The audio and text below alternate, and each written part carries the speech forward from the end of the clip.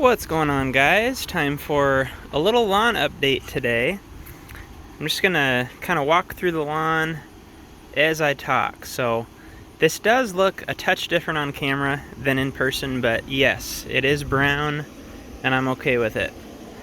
We've got patchy brown with some green scattered around here. Since the last video, I've been using the reel mower as close to every other day as I can get. And that's one of the things with a reel mower, maybe you know or don't. Neighbors are coming home, so I'm gonna beeline back around.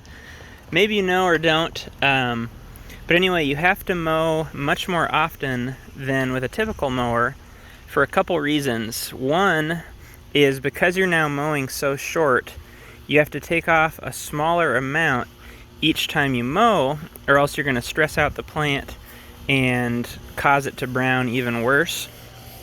The other thing is with the reel mower, you can't take off a large amount of grass, so that's why you're cutting more often so that the grass grows less. Hopefully that makes sense. Okay, so I've been doing that. Something else I did, I think about a week and a half ago, is I shampooed the lawn. And if that sounds crazy, it is. But let me explain what my understanding of it is and why to do such a thing. What you do is take baby shampoo, ideally, because it does not have antiseptic qualities. I think that's correct. And it doesn't have the perfumes and fragrances and colors and all that stuff. It's just a real gentle shampoo. And what a shampoo is acting as is a surfactant. What a surfactant is, those of you that know, make sure you're checking me on my terminology and facts here. What a surfactant is something that is going to allow two things. It's going to allow things to get wet quicker or more completely. So, for example, when I'm watering the lawn or when it rains, the surfactant is breaking the surface tension of the water, I think is correct. And it's just causing it to do a better job, basically. So that means you need less water because you put a little bit of shampoo on the lawn. That's my best understanding. If you know better, go ahead and comment down below and feel free to correct me. So I did that about a week and a half ago, and I've been watering about every 3 days, and I have no idea how much I'm watering. I'm just trying to get a good amount of water on the lawn. It's been very dry here. So yeah, that's where we're at. What I'm going to do tonight is we have rain coming, hopefully, tomorrow, and then the hottest day of the last couple weeks tomorrow is going to be in the low 100s. And so I'm trying to kind of get ahead of that and be proactive by getting another dose of shampoo down. Oh, and another bonus of the shampoo is it helps with soil compaction, which I have very bad here. I've got very compacted soil, and I've already noticed a difference when I stick the sprinkler in the ground from a couple weeks ago to like last night. It's much easier to get it in the ground, and it has not rained any, so I know that the only thing that really changed is having that shampoo on the lawn. You can see there, obviously I didn't have a before for you, but just now I can stick that in one-handed without a whole lot of effort. So I'm pleased by that. So anyway, what we're going to do is get that shampoo down. I'll kind of try and show some of that process, and I'll see you in a little bit.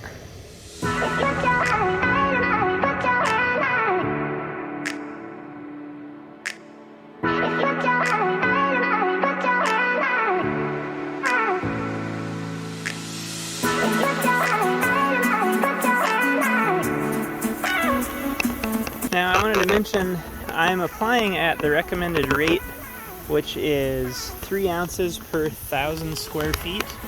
I don't have an exact measurement on my lawn, but I've got a rough idea that the whole lawn is about 2,000 square feet. So I'm going to do this in 2 doses. I'm shooting for half with the first, obviously, half with the second. And then we're going to set up the sprinklers and water it in.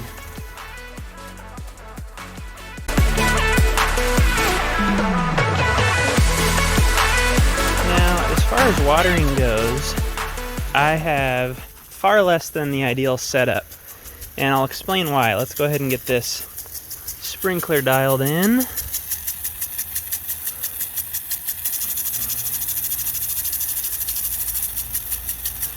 It's actually not too bad other than hitting the house a little much.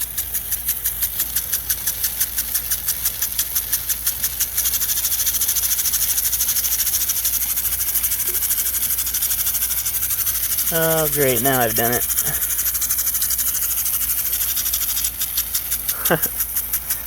Anyway, the problem is I have what I would consider like a 4-zone watering area. I have 2 of these thin little side yards that ideally I need a, oh, what are those called? Oscillating. I think it's oscillating sprinkler. That gives you the nice high pattern, and you can adjust how narrow it is and wide and all that stuff for a rectangular area. Right now I just have a single of these impact style sprinklers, and you can see why that's not ideal. I'm hitting basically the entire side of the house there for no reason, just to get over to here, and I can't even quite get this area. I could try moving it, but then I'd be spraying at the neighbor's house, which is definitely not going to work. And so what I've been doing is just moving this around to each zone. I give it about 20 minutes per zone, and then sometimes I'll adjust the distance and leave it in one spot for 20 minutes and then change the distance and go another 20. So it's really just kind of a learning process so far to see what areas need more water and kind of how they respond. You can certainly tell that my side yards are more brown than the front yard because I've spent more time watering the front because it's easier. And also, I think the reason you're seeing this green patch here and then the brown is I think this is a different variety of grass right here. It grows just a little bit differently. It's almost kind of mossy. I'll walk you up there in between sprinkler rounds here if we can get there quick enough. You can kind of see how it's mossy and just a real fine blade as opposed to this kind of coarse clumpy stuff. So kind of interesting there. So anyway, I'm going to continue watering, and that's going to just about do it for the video. I will quickly explain what my plans are for kind of the rest of the year. We're just starting August now, and so what my plan is, I look crazy vlogging out here in the lawn, but most of the YouTubers that do this kind of thing do as well. So what my plan is to dethatch. I want to wait until we're through the hot, stressful summertime to do the dethatching. I've got all kinds of junk on the lawn that I would love to get off. Let me show you that.